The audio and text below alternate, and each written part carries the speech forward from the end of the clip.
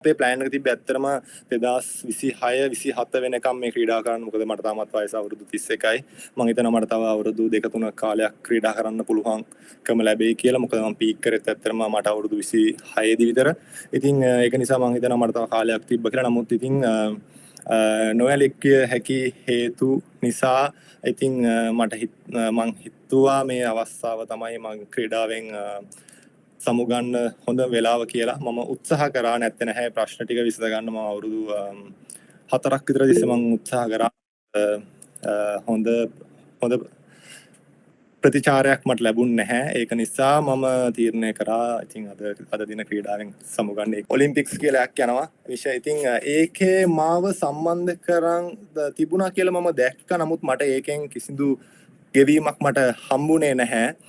ඉතින් මට ගිය අවුරුද්දේ මම ඒක සම්බන්ධයෙන් අමාත්‍යයව දුරකථනයට අරගෙන මම එයත් එක කතා කරා මේ ගැන. මොකද ඒකේ තිබ්බේ 2,20,000ක් වගේ ගාණක් තමයි ගෙවන්න තීරණය වෙලා තිබ්බේ.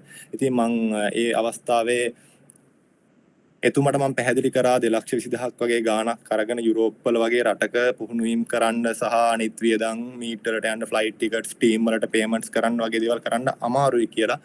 ඉතින් ඒ වෙලේ එතුමා මට පැහැදිලි කරේ ඉතින් එයාලගේ තියෙන ටියර් එක ඒක තමයි ඒ ටියර් වලට එන කට්ටියට ගෙවන්න පුළුවන් ඒ ගාණ විතරයි.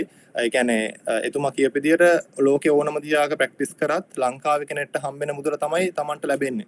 එතනින් එහාට ගාණක් එයාලට ගෙවන්න තරම් ප්‍රතිපාදන නැති හෝ එයාලට ඒ ගෙවන ක්‍රමවේදයක් නැහැ කියන එක තමයි ඉතින් එතුමාගේ කතාවේදී මට ඒක කිව්වේ. ඉතින් මං හිතනවා ඒක කොච්චර දුරට සාර්ථකද කියන දේ මම දන්නේ නැහැ. මොකද ලංකාවේ තුල පවතින වියදම නෙමෙයි වෙන රටක තියෙන එක අපි හැමෝම දන්නවා.